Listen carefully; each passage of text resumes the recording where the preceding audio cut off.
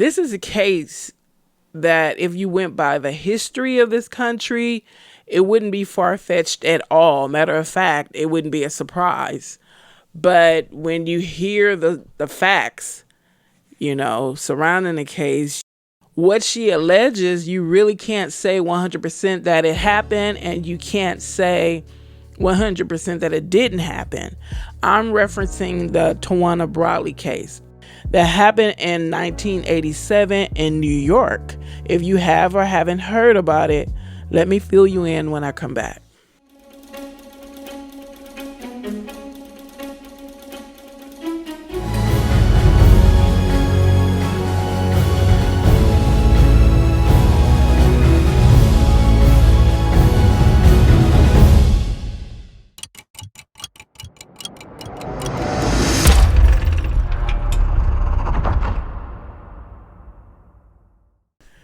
The news reports at the time in the late 1980s were horrific.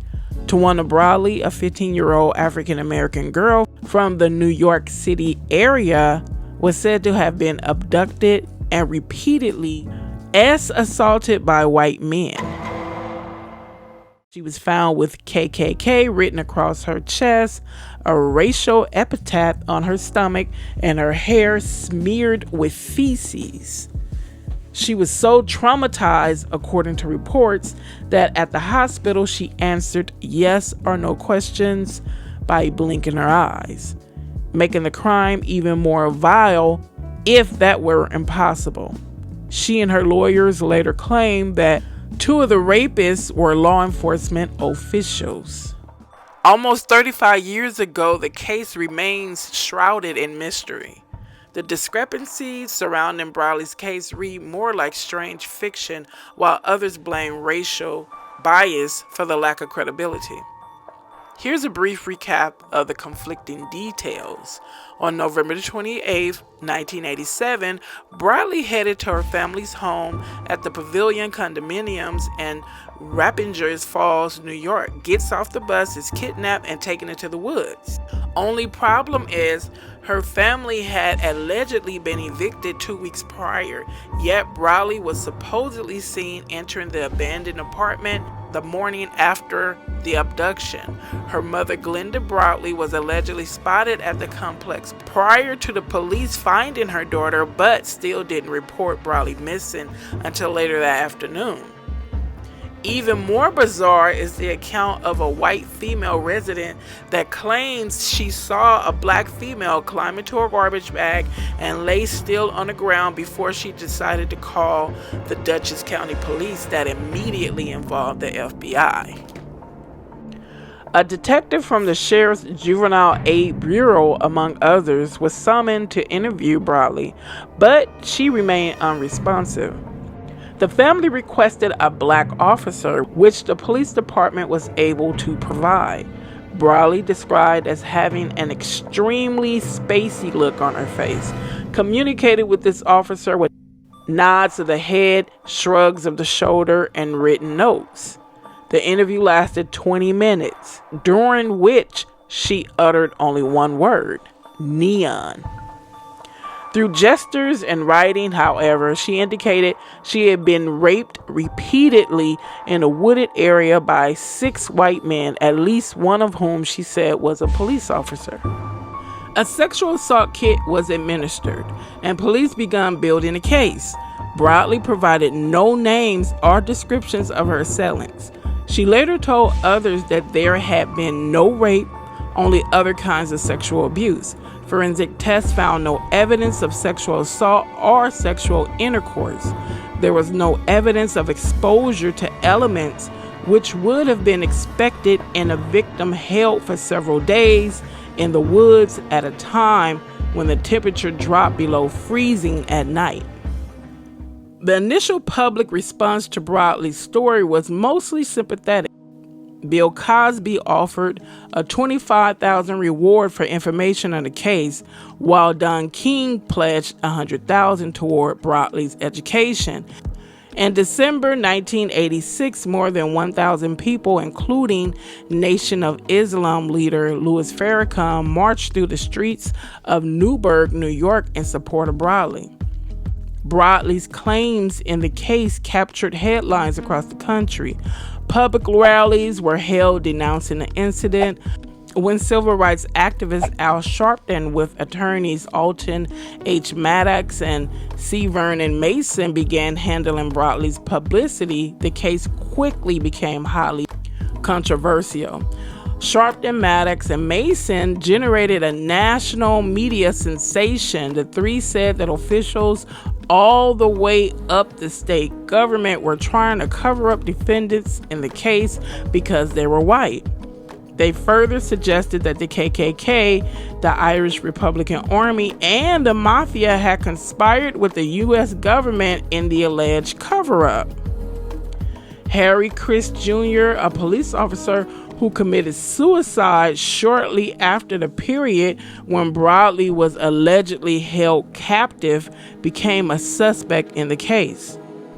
Stephen Pagans, an assistant district attorney in Dutchess County, New York, attempted to establish an alibi for Christ, stating that he had been with Chris during that period of time. Sharpton, Maddox, and Mason then said that Chris and Pagans were two of the rapists.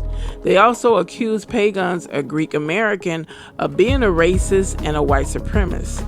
Based on Chris' suicide note, the New York Times reported that he killed himself because his girlfriend ended their relationship shortly before his death, and because he was upset that he was unable to become a state trooper.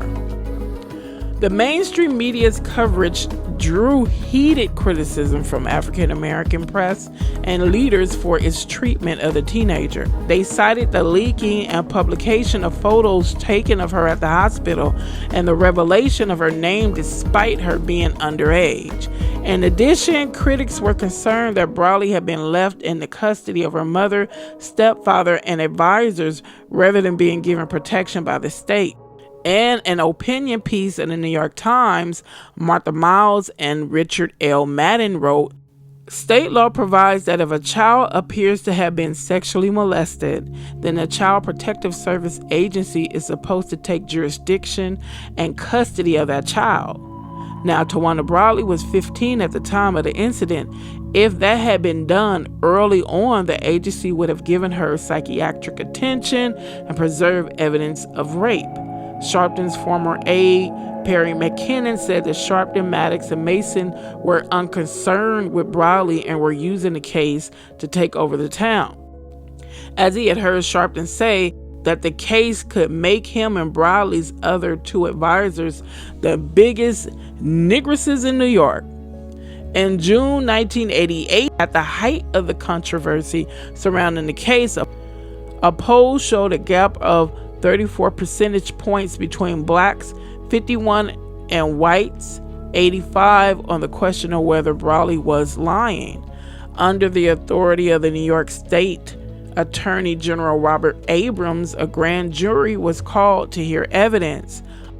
On October 6, 1988, the grand jury released its 170-page report that concluded Brawley had not been abducted, assaulted, raped, or sodomized as Brawley and her advisors said. The report further concluded that the allegations against Pagans was false, had no basis in fact. Before issuing the report, the grand jury heard from 180 witnesses, saw 250 exhibits, and recorded more than 6,000 pages of testimony. In the decision, the grand jury noted many problems with Brawley's story. Among these were that the rape kit results did not indicate sexual assault. Additionally, despite saying she had been held captive outdoors for days, Brawley was not suffering from hypothermia, was well nourished, and appeared to have brushed her teeth recently. Despite her clothing being charred, there were no burns on her body. Although a shoe she was wearing was cut through, Brawley had no injuries to her foot. The racial epithets written on her were upside down, which led to suspicion that Brawley had written the words. Testimony from her schoolmates indicated she had attended a local party during the time of her supposed abduction. One witness claimed to have observed Brawley's climbing into the garbage bag. The feces on her body were identified as coming from her neighbor's dog. Brawley never testified despite a subpoena ordering her to do so. On June 6, 1988, Tawana's mother, Glenda Brawley, was sentenced to 30 days in prison and fined $250 for contempt of court for refusing to testify at the grand jury hearing. She evaded arrest by hiding in churches, with the police failing to arrest her, arguing it would lead to violence. The Brawley family then fled New York State, traveling around the country for several months before settling in Virginia Beach. Much of the grand jury evidence pointed to a possible motive for Brawley's falsifying the incident, trying to avoid violent punishment from her mother and particularly her stepfather, Ralph King. Witnesses testified that Glenda Brawley had previously beaten her daughter for running away and for spending nights with boys. That beating must have been horrific for her to make up such a fabrication if it wasn't true. King had a history of violence that included stabbing his first wife 14 times, which later escalated into him shooting and killing her. My goodness. Oh, Lord. There was considerable evidence that King could and would violently attack Brawley. When Brawley had been arrested on a shoplifting charge the previous May, King attempted to beat her for the offense while at the police station. Witnesses also described King as having talked about his stepdaughter in a sexualizing manner. On the day of her alleged disappearance, Brawley had skipped school to visit her boyfriend, Todd Buxton, who was serving a 6-month jail sentence. When Buxton's mother, with whom she had visited Buxton in jail, urged her to get home before she got in trouble, Brawley told her, "I'm already in trouble." She described how angry King was over a previous incident of her staying out late. Yeah, his actions towards her is like a little too much. Like, you know, usually that's I'm not saying in all cases, but when a man, a guardian, stepfather is like really abusive towards a young lady, it could indicate that, you know, jealous. He want to be with her, so he upset. Especially when he finds out that she's talking to other men or young boys. So I wouldn't,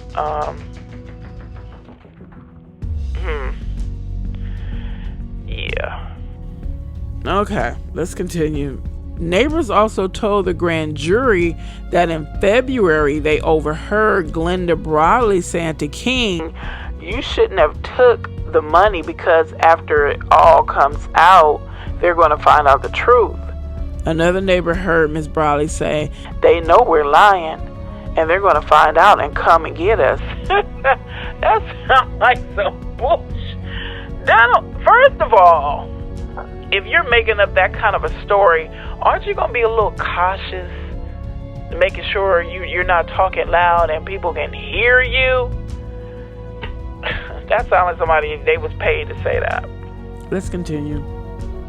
In April 1989, New York Newsday published claims by a boyfriend of Brawley, Daryl Rodriguez, that she had told him the story was fabricated with help from her mother in order to avert the wrath of her stepfather. Writing about the case in a 2004 book on perceptions of racial violence, sociologist Jonathan Markowitz concluded that it is reasonable to suggest that Brawley's fear and the kinds of suffering that she must have gone through must have been truly staggering if they were enough to force her to resort to cutting her hair, covering herself in feces, and crawling into a garbage bag. Yeah, that's what they should have been investigating. Why she would go to those lengths to fabricate a story just to keep from getting in trouble. So it must have been some serious abuse going on for her to do that. Either that or she just, severely craved attention. You'd be surprised what people would do for attention. That was just a figure of speech. You wouldn't be surprised because people would do a whole lot. Crazy, ludicrous things for attention. Just look at social media. Let's continue. In a 1997 appearance, Brawley maintained that she did not invent the story. She still has supporters. In November 2007, Brawley's stepfather and mother, in a 20th anniversary feature of the New York Daily News, contended the attack happened. How can we make this up and take down the state of New York? We're just regular people, Glenda Brawley said.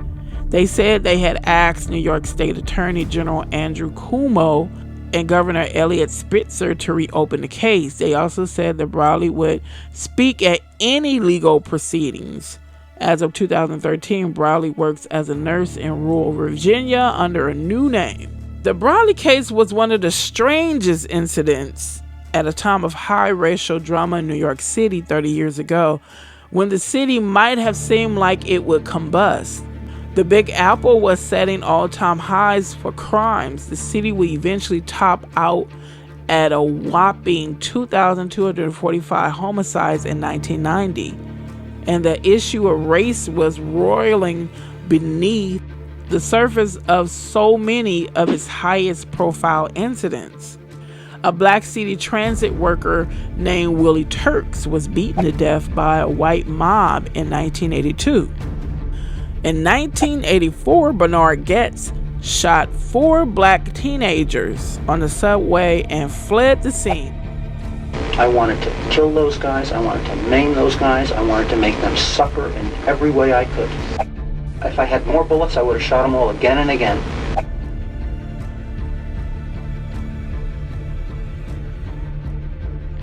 I remember that. It was a big deal.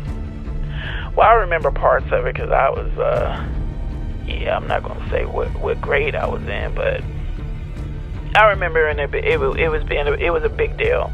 He said they were threatening him, but they maintained that in 1986 they were panhandling. Goetz was found not guilty on all charges except the charge for possession of an unlicensed weapon. Jesus. Ooh. In 1986, a black teenager named Michael Griffin was beaten to death by a gang of white youths in Howard Beach, Queens. In 1989, a teenager named Yusef Hawkins was beaten to death in Bensonhurst, Brooklyn, a working-class Italian neighborhood. Black marchers who protested through the neighborhood after the incident was greeted with residents waving watermelons and shouting, "Negresses, go home." You know what irritates me about the watermelon thing? What's so ridiculous is that everybody eats watermelon. I don't know not one group on this earth that do not eat watermelon, especially when in the summer when it's hot. And I like my watermelons cold. You put it in the refrigerator and you take it out, you get a piece. It is nothing like it. It's delicious. So I don't even know why. And I done seen white folks eat watermelon and chicken and red soda too. So knock it off. It ain't funny. It's absolutely ridiculous. Ooh, I got sidetracked. Let's go on.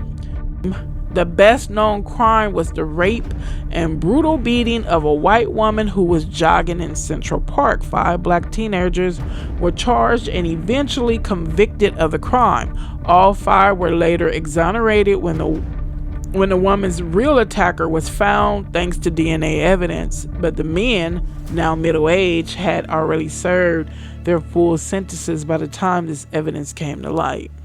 It was in this tense, violent moment, full of seething distrust between black New Yorkers and the city's police department, that Brawley, then 15, was found in a trash bag with racial slurs written on her body and covered in feces.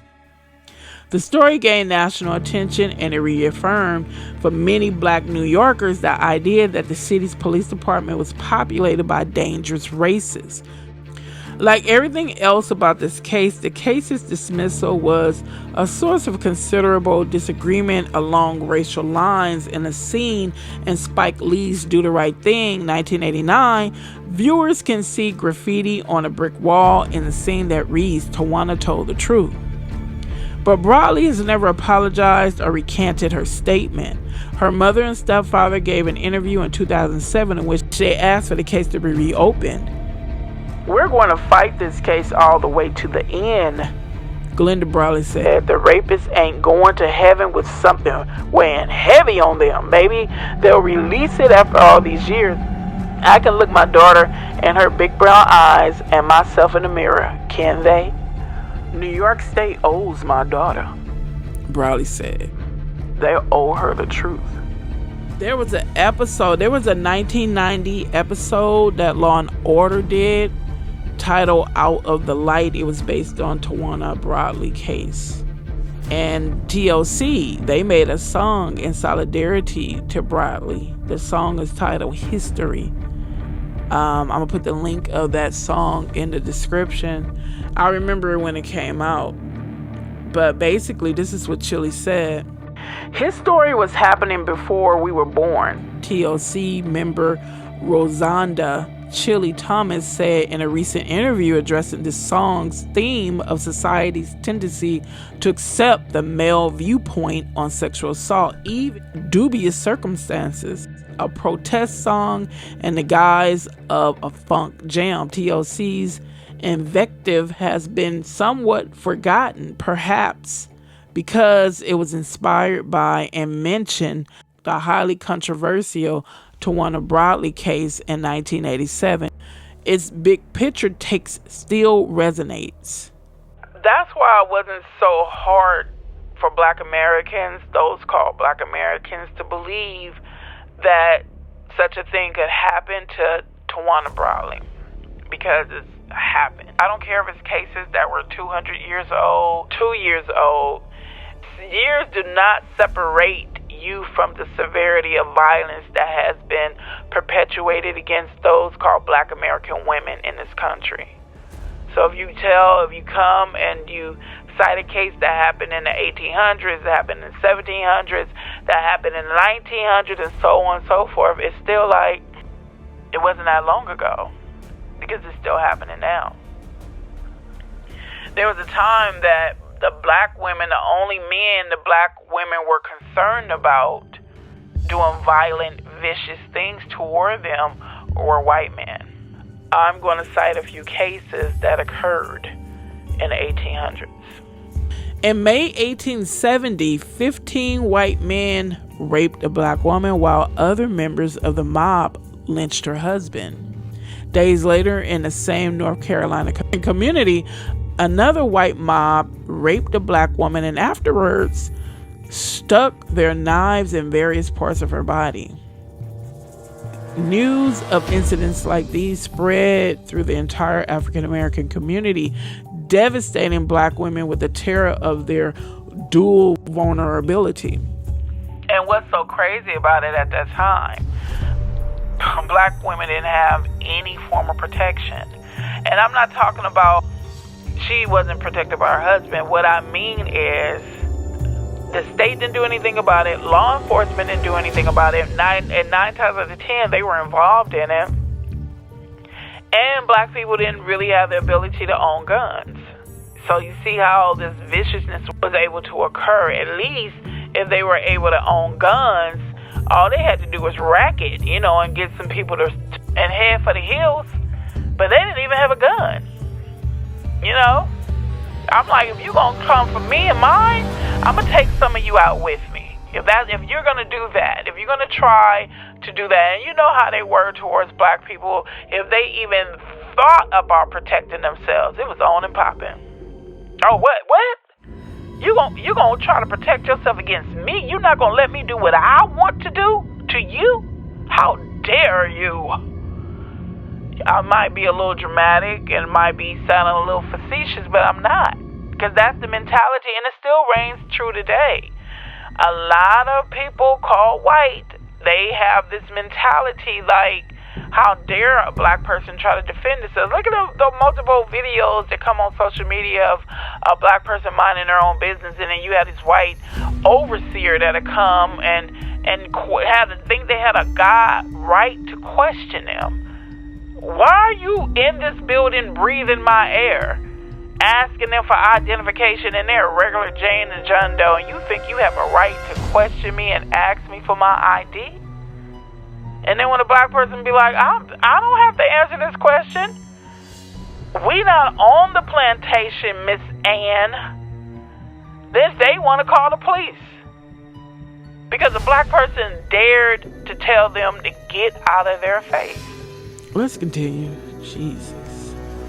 Enslaved black women had no legal means to resist or protect themselves from sexual assault by white enslavers.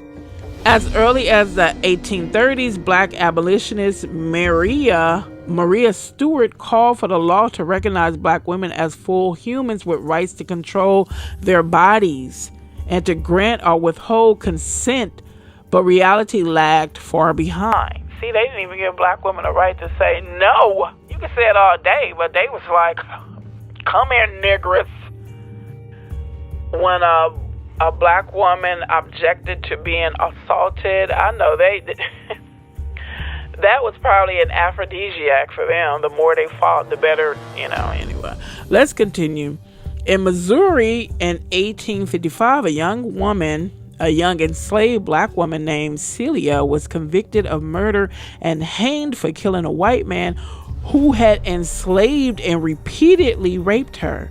The court rejected her self-defense claim, concluding that enslaved black women had no right to resist white slaveholders' sexual advances. Every woman who's called black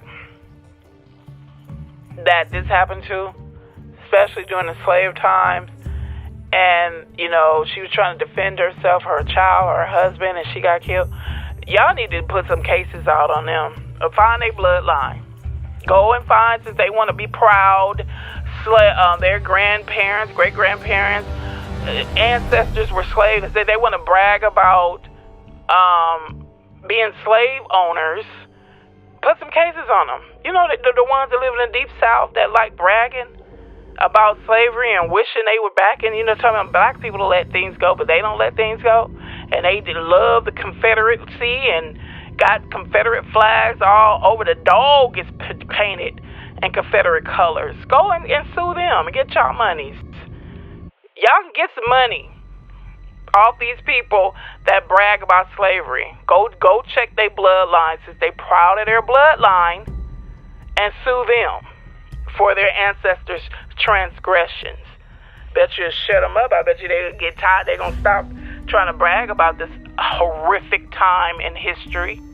Let's go on. In September 1866, a black woman named Rhonda Ann Childs reported to the Freedmen's Bureau that 8 white planters had come to her Georgia home, demanding to see her husband. When they learned Miss Childs was alone, see, they always like to get the one person by themselves.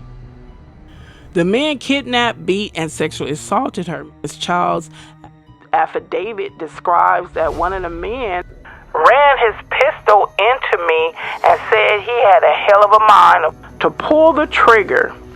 And several of the men restrained her while one applied the strap to my private parts until fatigued into stopping, and I was more dead than alive. After another of the men, a former Confederate soldier, raped Miss Childs, the mob robbed her home and beat her daughters. God, that was...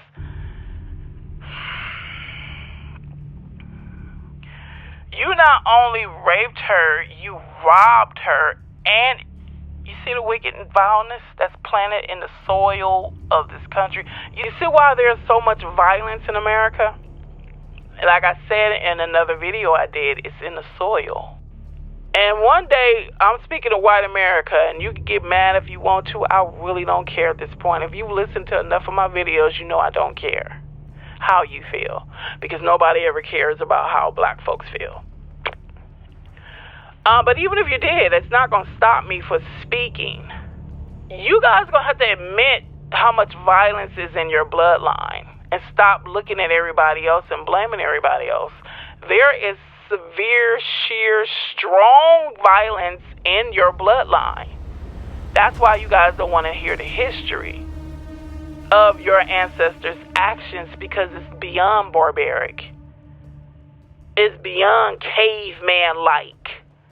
It's satanic. And like I said, a lot of those things, the lynchings and burning down black communities, those were rituals. Rituals of them paying homage to the devil who gave them a small amount of power on this earth temporarily.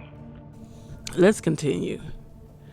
In 1871, Harriet Simriel testified before a joint congressional committee that 3 white men had raped her in Columbia, South Carolina, after her husband refused to vote for a white supremacist ticket. In a courageous statement to the federal lawmakers, Ms. Simriel named her attackers and described their brutality, spitting in my face and throwing dirt in my eyes. And after that, they dragged me out into the big road and they ravished me out there. The details of the attack were deemed too obscene for inclusion in the committee's published volumes, but the defiant courage Miss Simriel and so many other black women exhibited in reporting such attacks stands as enduring evidence of the sexualized terror black women suffered during the Reconstruction and their determination to survive. And you cannot tell me that a lot of folks ain't envious of the strength of a black woman. You think a mama bear is something. Black women have a courage and a strength that I can't even describe. To go through the things that women called black have gone through in this country for histories and still standing and walking tall with their heads up in the air. You can't even bottle that kind of confidence. Even people, groups with all their money, they still don't have that kind of confidence. That's why they hate black women so much. Black women are hated and admired at the same time. Ooh, that is it's crazy. Let's continue. White Southerners were determined to maintain the economic exploitation and political dominance they had enjoyed during slavery, and white men refused to relinquish their freedom to violate black women with impunity. Even before the Civil War's end, Southern state legislators implemented laws providing different sexual protections to white women and black women. The Georgia Code of 1861 specified a mandatory sentencing range for raping a white woman, but let courts decide whether and how to punish rapes of black women. You know what I find very peculiar, and it actually shows just how racist America is when it comes to people possibly fabricating a crime against themselves. When they have a history of white women fabricating crimes against them, supposedly committed by black men. But you know, when a black person or a non-white person fabricates a story, I mean, woo, they are hated forever. But let a white person fabricate a story, they come with all sorts of excuses and do a psychological evaluation and find out what's going on. Something has to be wrong for them to concoct such a awful story. Let's look into their background. I searched and searched to see if anyone wrote any kind of story about this woman, this young lady. Did a background on her aside from what she alleged happened to her. Did some kind of background story on her to find out, why this happened. If she lied, why? There is no story. I searched and searched. The only thing I saw were articles, and it's a hoax, a pack of lies. Those were the headlines that I saw. Everything was just talking about how she lied, or everything was they were talking about the case. But no one ever did a background story on her. When it comes, if this was the shoe on the other foot, they would have dug deep and did a story on her life. If it was a white woman who did this, or a white teenage girl who did this, they would have did all kind of exposés and examinations into this woman's life or young girl's life to find out why she did what she did. But this black girl or black woman, she's a black woman. She lied. What did you expect? You know they're liars. It comes across. Over almost 35 years later, and no one has bothered to do or try to do an expose. I know they say that the only thing they say that she still hasn't said, she's living a private, secluded life, and she still hasn't said anything about, the case or what have you. She won't talk to people, but I'm sure that if someone approached her and said, hey, can you give us an idea about your childhood? How was your childhood? How did you grow up before the case? I just want to know about you before the case. Nothing. Boy, I tell you, these white America, when you do something to harm them, they will never let you forget. I went back to the deep archives to find those cases to show the history of viciously violating black women by white men.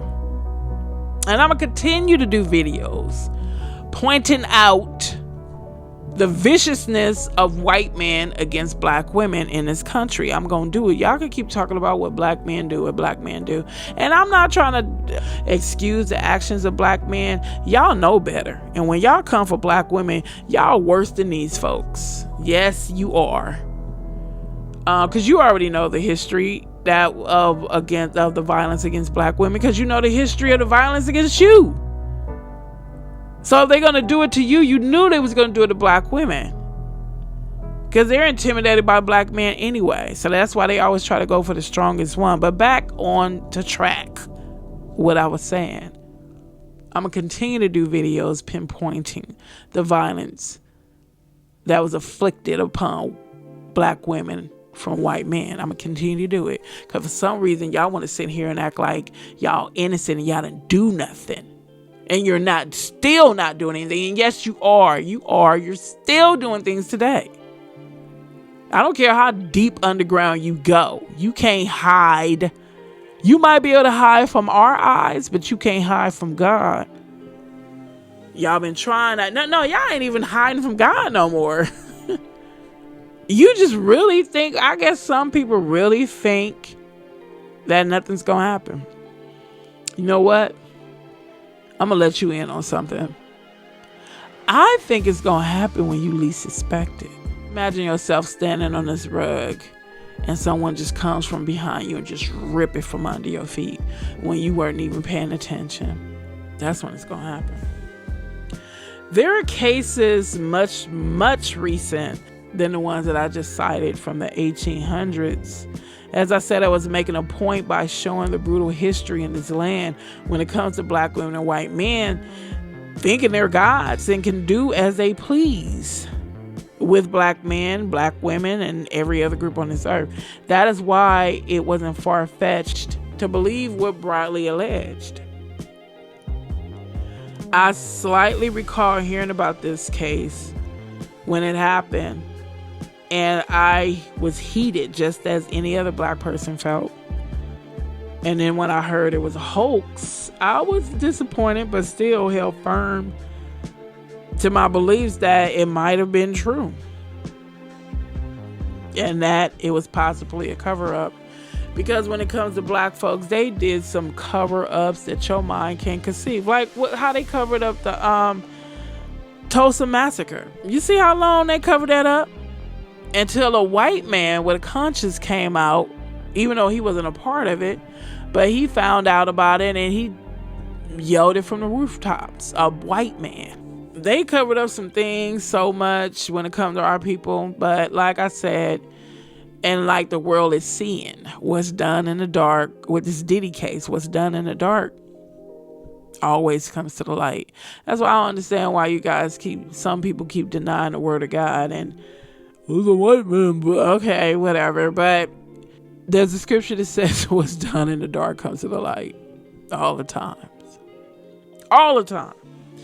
So I'm just waiting. You think what you heard about Diddy is something? Oh my goodness. I think it's some things that really gonna flip your wig and your great grandma's wig. Watch. It ain't gonna be just Diddy being tossed under that bus. Nope. It's some people up there with money, and I'm talking about generations of money behind them that do some things that a dog would turn away from and be like, that is nasty, disgusting.